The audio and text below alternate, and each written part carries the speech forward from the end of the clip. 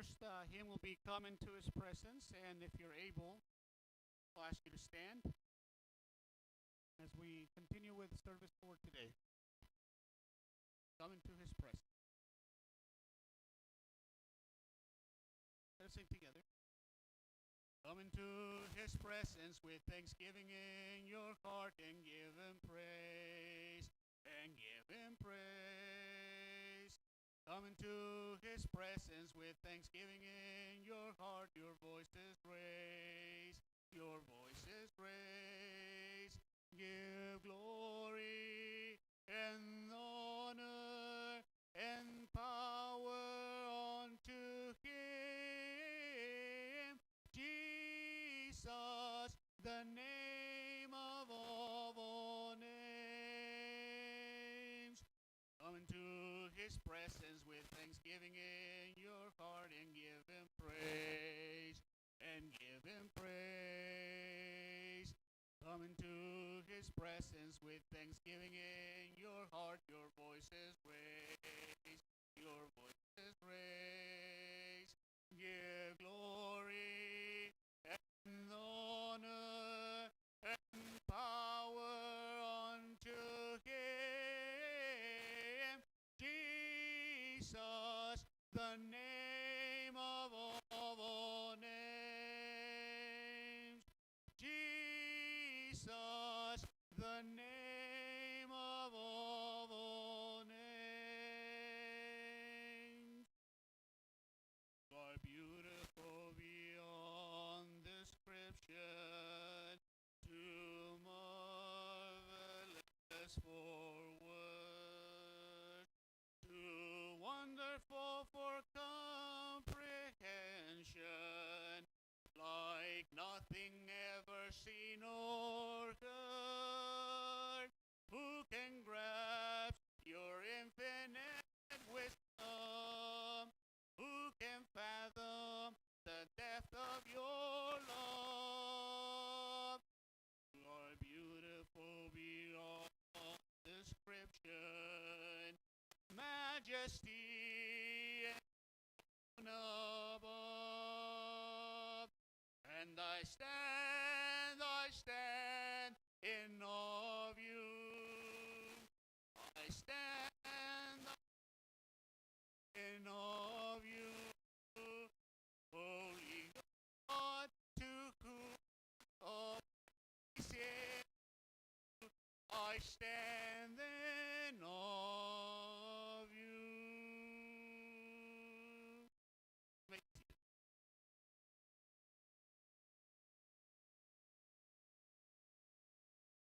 Good morning, everyone. We're glad to be together here at the Westside Church. David said so long ago, I will sing of steadfast love and justice.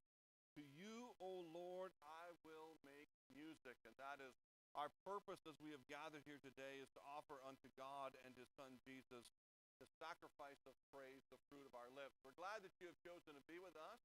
And sitting down right now, if he wants to just raise his hand, is our new brother here who's moved from Ghana, Samuel Adu. And we're glad that you have chosen to be with us. And he is going to teach us about mechanical engineering over the next 16 months. So glad to have you here. He's residing on Mill Street right now. Today. We're glad to have you. He does have a wife and children back at home, and hopefully one day they'll join him. And we're praying that for all of our brothers and sisters who have come to us from other lands. Edwin's family waiting for the go-ahead, but they're coming, so we're very thankful for that. Your daughter had her last chemo, and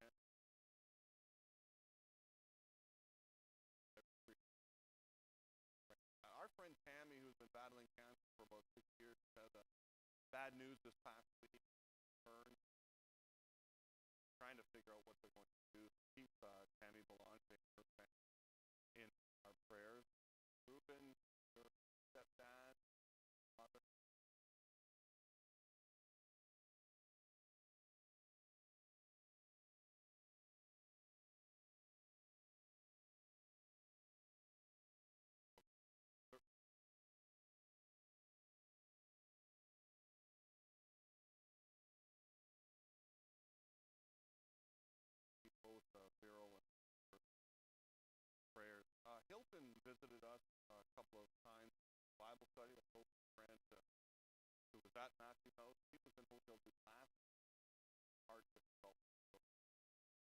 in our prayers. So we'll keep all of these people in our prayers.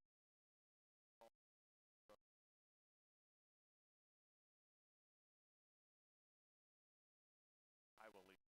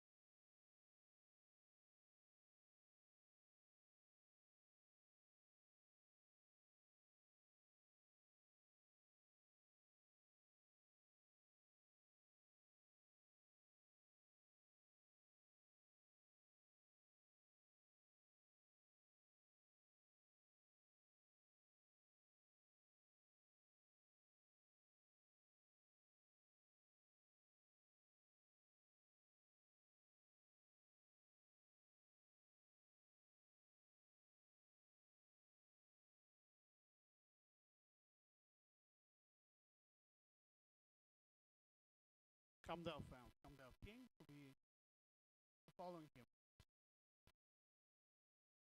Let us sing together. Come thou fount of every blessing, tune my heart to sing thy grace. Springs the mercy never ceasing, all for songs of loudest praise. Teach me ever to adore thee. May I still thy goodness prove, while the hope of endless glory fills my heart with joy and love. I was lost in utter darkness, till you came and rescued me. I was bound by all my sin when your love came and set me free. Now my soul can sing a new song. Now my heart has found the home. Now your grace is always with me, and thou never be alone. Come thou fount, come thou King, come thou precious Prince of Peace. Hear your bride, to you we sing. Come thou fount of our blessing. Oh, to praise how great a debtor,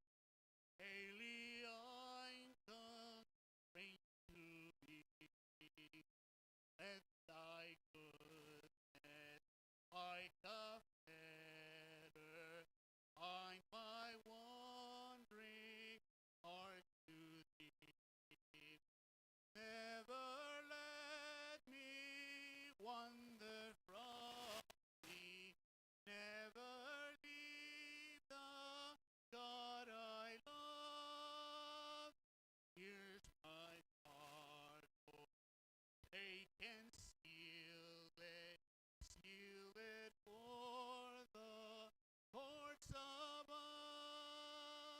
Come thou fount, come thou King, come thou precious Prince of Peace. Hear your bride, to you we sing. Thou fount of our blessing.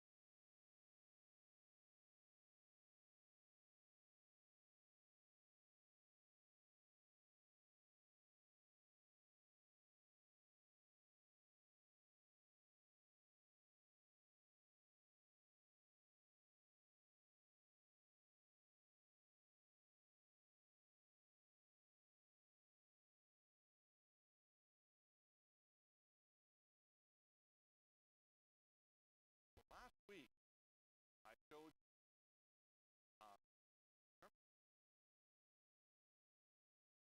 New Heart. Ah, and so on Thursday morning, I went out, and Newhart had become a butterfly. Newhart's right beside her brother right there. Now we've got six companies. Anyways, and remember I said Miss Sarah's going to have to tell you how to tell if it's a boy or a girl or not? Well, I found out that Newhart's a girl because the black was thick. But Newhart was a boy. Dog. Newhart was a beautiful baby girl, and after 4 hours of drying out, I was able to free her into the world, and it works like a charm. Just stick your hand in, jumps on your finger. She says, "Thanks for birthing Dad. Now I'm going to fly away." So there, I wanted to show everybody that it was successful. Beautiful, beautiful creature. God created this creature in such a magnificent way.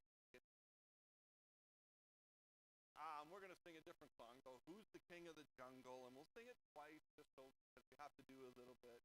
Who's the king of the jungle? Ooh, ooh. Who's the king of the sea? Water, water, water. Who's the king of the universe? And who's the king of me? His name is J-E-S-U-S. Yes, he's the king of me. He's the king of the universe, the jungle and the sea. Water, water, water. Okay, we got it? Got it? I had strep throat this week, so I'm not as energetic as I normally am. Ready? Who's the king of the jungle? Ooh, ooh. Who's the king of the sea? Water, water, water. Who's the king of the universe? And who's the king of me? His name is J-E-S-U-S. Yes, he's the king of me. He's the king of the universe, the jungle and the sea. Water, water, water. All right, our children can go to their class. And our adults can turn in their Bibles to Luke chapter 9 if they would like to follow along. Luke chapter 9.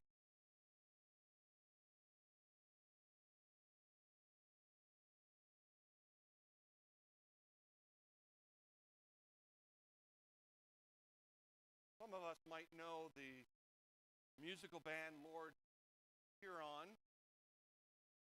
And in 2015, their smash hit begins with the words, "I am not the only traveler who has not repaid his debt."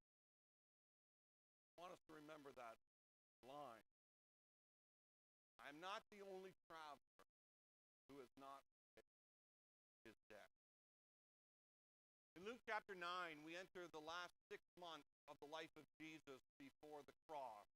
Jesus becomes this unbelievable hero in these last 6 months. He was a hero before, but the courage that our Jesus shows is unmatched in the history of the world, and it begins here in Luke chapter 9, just 6 months before the cross. He reaches the most northern point of his ministry at Caesarea Philippi, and you see it on your map, circled on the top of the map. And it's at Caesarea Philippi in Luke chapter 9, the disciples make the confession of their faith that Jesus is the Christ of God. Other people think Jesus is one of the great prophets, but we know you to be the Christ of God. We know that's who you are. You're God's son. And from that moment, we're told, Jesus begins to teach his disciples that we're going to Jerusalem where I am going to die. But he doesn't simply say, I'm going to die, I'm going to be killed. That's where we're going. And this is why this unbelievable courage is unmatched in the history of the world, where Jesus announces 6 months prior, I am on my way to Jerusalem, and I am going to be killed. And then I'm going to turn everything right side up. Right, not upside down, right side up. So I'm going to rise. Life is going to come through. And so on their way down to Jerusalem, Jesus and his group of followers are about to go through the city of Samaria. And the Samaritans reject Jesus because his face is so steadfast towards Jerusalem. This is the courage of Jesus. I'm not going to be distracted from my journey to the cross. And the Samaritans reject Jesus for this. They're upset that he's so steadfast in going to Jerusalem. And there might be more to this than we can understand, but one of the things we know is that people cannot truly understand why Jesus has to go to Jerusalem yet at this time if they're not following. We know because we know the end of the story. Two of Jesus' disciples want to display destructive power. James and John say, "Shall we call down fire from heaven to consume these people?" Jesus wants nothing to do with that. It's not my purpose. And it's right after that exchange that we read in verse 57.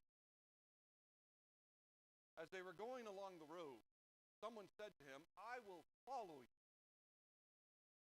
wherever you go." And Jesus said to him, "Foxes have holes and birds of the air have nests, but the Son of Man has nowhere to live." I will follow you wherever you go. Jesus responds, "Are you sure of it? You be willing to be homeless? Sure of it?" And I admit there are times that I want to be that guy. I want to be someone who will say to Jesus or God in a kind of promise that I will always, or I will never. I want to be that guy. As Jesus is on his way to redeeming the world, I want to be that person who says, "Listen, I'm the guy, Jesus, I will." I want to be that person, that follower, that disciple. I will follow you wherever you go. I will follow you whatever way you want me to. I will never falter. I will never fail. I'm going to be that guy, Jesus. Then I remember that confidence can be extremely close to self-confidence, which is extremely close to pride. And the Bible is very clear that pride is dangerously close to fall. James tells us in James 4 and verse 7 that God opposes the proud. The moment you are proud, you're an opponent of God. But God gives grace to the humble. The disciples, first mouthed by Peter, but then by them all vowed that they would die with him before ever denying. That's their vow. They wanted to be that guy. I will always, I will never. But what we know is that despite a few hours earlier saying they would never deny him, they would never desert him, they would die with him. We know that a few hours later, every one of them ran away. Peter famously denied him.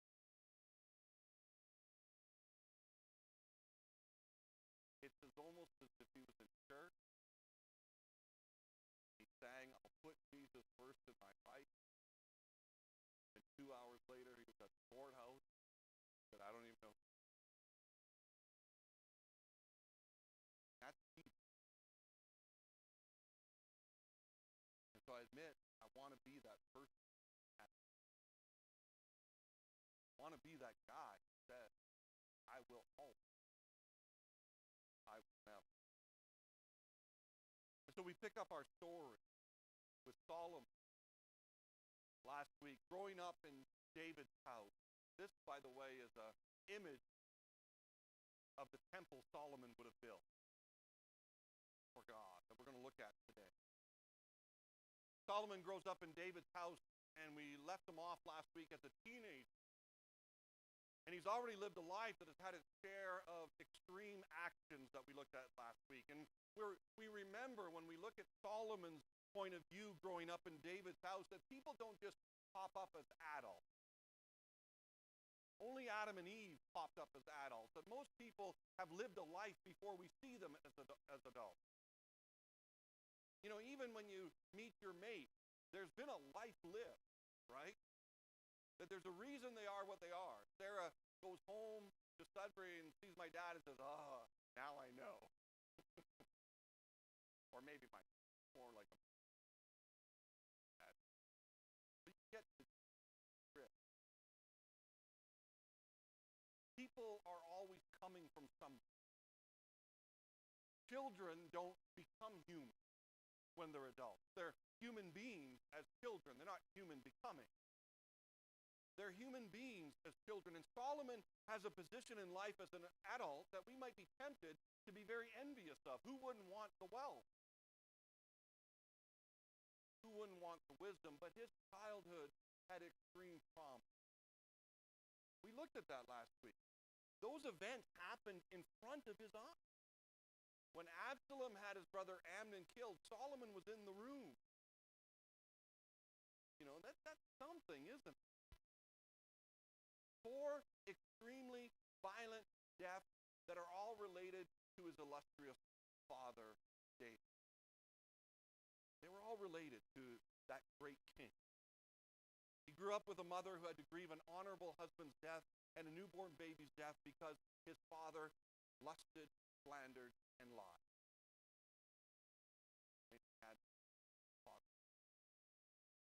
In the process of growing up, Solomon witnessed his brother Absalom take revenge for his sister's assault by the other brother Amnon. Amnon was killed before Solomon's very eyes. Solomon may not have even known what was going on, but we do know he had to run away from that house fearful that Absalom was going to kill him too, even though Absalom didn't want to.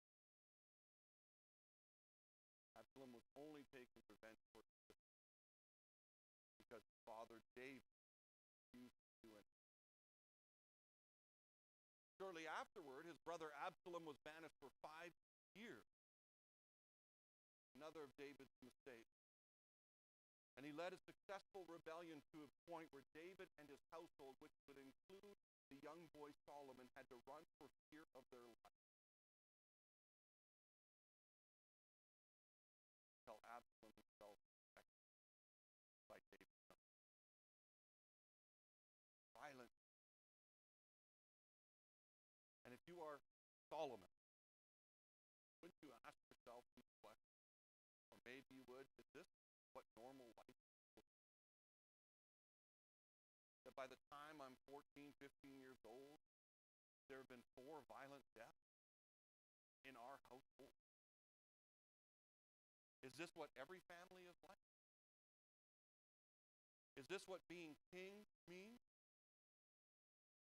Is this what God intends for the people of faith? Is this what he wants? Are you envious of his position? We know that as an older man, Solomon's great writing in our Bible, known as the book of Ecclesiastes, and in his great wisdom, he is looking back over life. And he's trying to discern what really has meaning. And we often do that, right? We look back and we look at events and we say, like, was there any meaning in this? Where we might say in today's world, that was stupid. Solomon has a word, that was absurd, that was vanity, that was meaning. And it's significant that he devotes a portion of this book about approaching God in the temple. And we read it in chapter 5. When we read Solomon's writings in the book of Proverbs, in the book of Ecclesiastes, and even in Song of Solomon, we notice that Solomon's advice in Scripture is often of the practical nature. When you're living your life on the street, as a person of faith, here is some practical advice. That's usually how we read Solomon. And this is no different. And in our text of chapter 5, it's very basic what Solomon has to say. When you approach the presence of God, number one, it's better to listen than to be hasty in one's sacrifice. It's better to listen. So often we approach with wanting to say stuff, but God is asking us to listen. Guard Smith said a number of years ago, we're so worried about how we pray, we need to listen about how we're hearing. Better to listen. God has better advice than we. Better to listen. He warns about using many words. You know, when Jesus told the parable of 3 servants who brought back their talent, successful servants only had to use a few words. The unsuccessful one had to talk.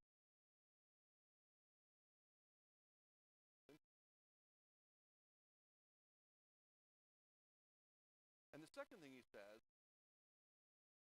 it's better to not vow than to vow and not keep. And remember I said I want to be that guy, I will never. Then I hear Solomon say it's better to not vow than to vow and not keep. I will owe. And then that moment happens that I don't. And God says, what happened to you would owe?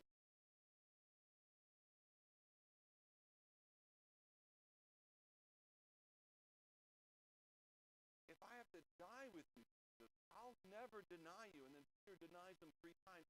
What happened to the vow, Peter, that you would never deny? And this is Solomon's warning about approaching God. Now, we know that Solomon is one of the middle-aged children of David. Not one of the old. And we know that David reigned 40 years, and he became king at 30, so he died around 70. And the only reason I bring this up is because one of the things we have to understand is that Solomon has seen all this stuff happen in his teenage years. And he's also not very old when he becomes king. We don't exactly know the age Solomon was when he became king, but he's either in his early 20s or late teens. So fresh in his memory are those violent deaths in his own home. And imagine taking over for an illustrious king like David. He's not very old. And when we go to 1 Chronicles, and if you want to follow along and not flip too much, 1 Chronicles 29 is the better one to go to. But when we go to 1 Chronicles, David knows he's getting old, and he knows it's near the end of his reign, which also means it's the end of his life. And David wants to set some things in order. And one of the things we know about David is he wants to make sure that his dream of building the temple of God goes forward with Solomon. And so when he comes and he says to his workers, he says in 1 Chronicles 22 and verse 5 that Solomon, my son, is young and inexperienced. He's not lying. Solomon is very young. And the house that is to be built for the Lord must be exceedingly magnificent. Now you're going to note something interesting here when you read the Old Testament. It's only David who declares that the house for the Lord must be built. Not God. It's an interesting thing that David's plan for the temple is David's. God was content with a tent. David's the one who says, it's got to be exceedingly magnificent. God never asked.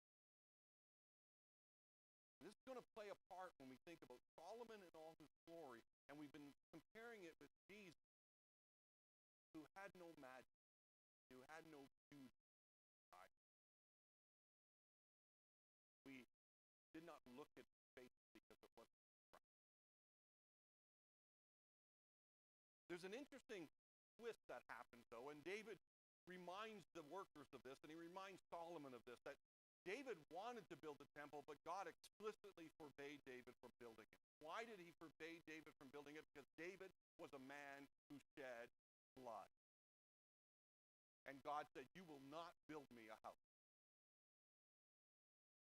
And then God actually says to David, while Solomon is young, that your son Solomon is going to build me a house, because he is a person. He does not shed blood, will not wait.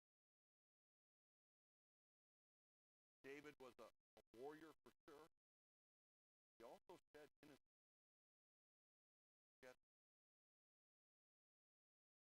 Jesus would say years later, blessed are the people, for they shall be called children of God. The young man Solomon has a destiny and a promise. He will be king who builds the house of God.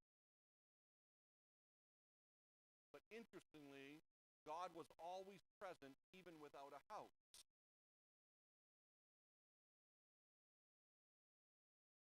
The house didn't mean God all of a sudden showed up. It's David who makes the magnificence of the house central.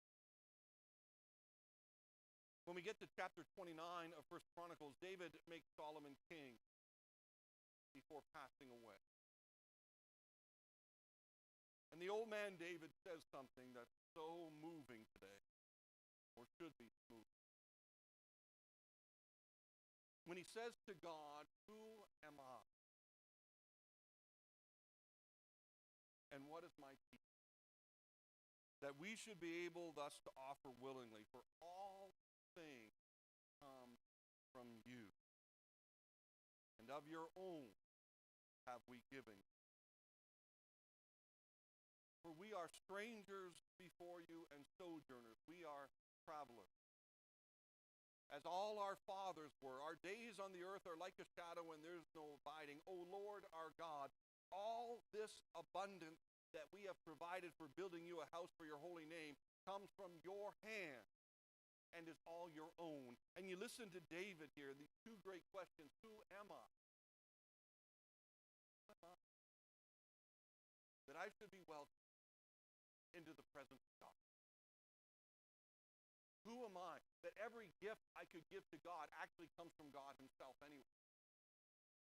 Everything we could do for you is from you. Who am I? David could look at his life and honestly ask that question.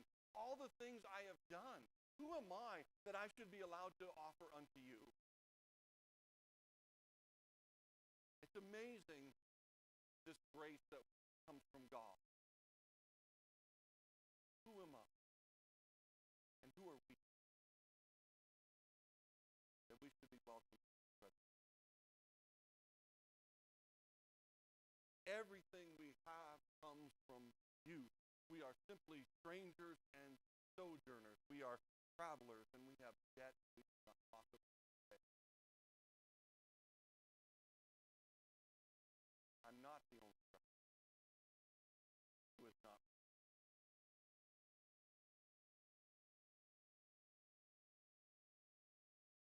And near the end of chapter 29, before David died, we start to see the beginning of the glory of Solomon. It says in verse 23, then Solomon sat on the throne of the Lord as king in place of David his father, and he prospered. And all of Israel obeyed him. All the leaders and the mighty men, and also all the sons of King David pledged their allegiance to King Solomon. And the Lord made Solomon very great in the sight of all Israel, and bestowed on him such royal majesty as had not been on any king before him in Israel. You hear what's going on here? David Solomon is more majestic than his father. There's something about Solomon that the Lord just likes. But I want to go back to the house of God for a moment. We're going to look more at the building of God's house. For Solomon, the significance of the house of God, especially in his older years, is not the magnificence of the look. It's approaching to listen rather than to be wrapped. It's quick to hear, slow to speak. You need to remember that. It's about the present and not the furnishing. It's about understanding the presence of the one that we are approaching. The Temple of Solomon was one of the greatest architectural achievements ever accomplished in history. But David and Solomon's temple didn't last. There's no remnants of it. Many years later, Joshua and Zerubbabel would build another temple that looked pitiful compared to Solomon's temple. It was not magnificent looking in the eyes of men. But God actually gave a promise about that temple, that it would have greater glory than Solomon. It's not about the look. It's not about the furnishing. It's about the present. Even to further show how furnishings all come from the mind of man, the temple in Jesus' day was King Herod the Great making, who did like God. He made it all about human politics, nothing really about pleasing God. King Herod the Great wanted to win the Jews over, so he built this magnificent temple that Jesus walked. Stephen, a few years later, will quote Solomon and reminds us that the Most High does not dwell in houses made by hand.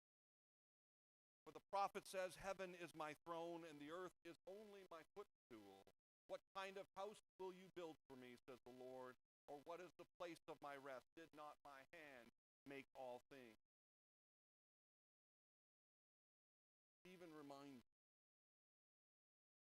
there is no place where you can place God. It's all about approaching presence. And in Matthew 12 and verse 6, Jesus said, "One greater than the temple."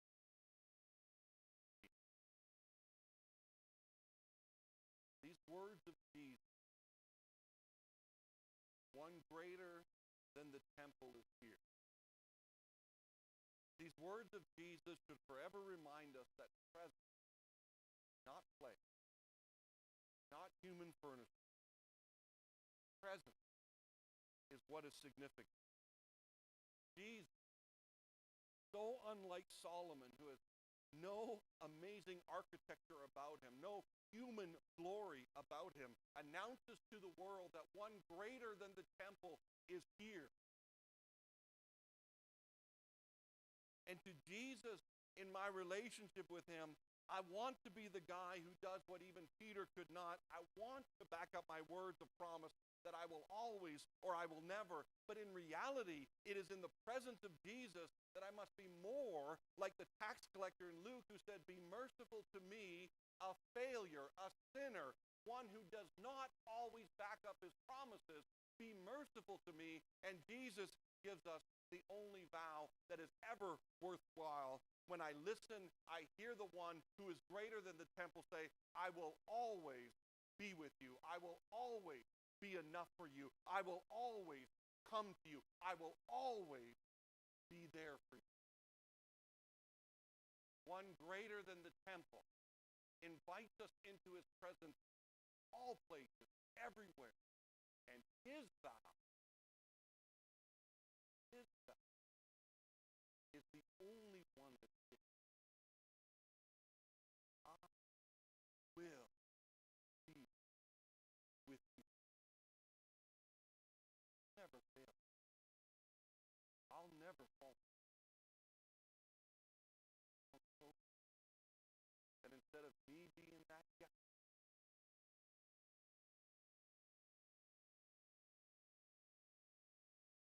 be merciful, be a sinner. I will fall.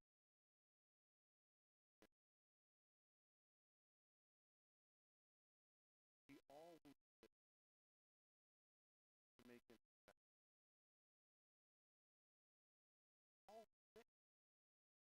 Always asking God for mercy. I will not leave. I will come. Wherever you go in the world, I will be with you all, even to the end of the day. Who will ever accuse us? Who will ever condemn us? For it's Jesus who has risen from the dead and has sat down at the right hand of the throne of God.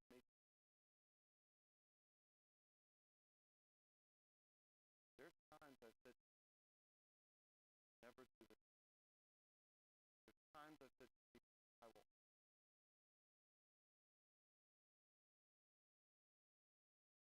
If I did, times I did. But he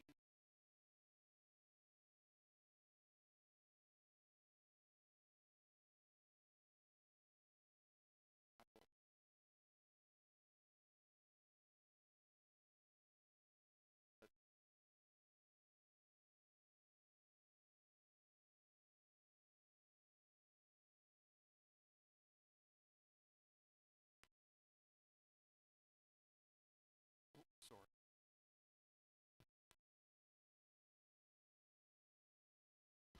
Lose control.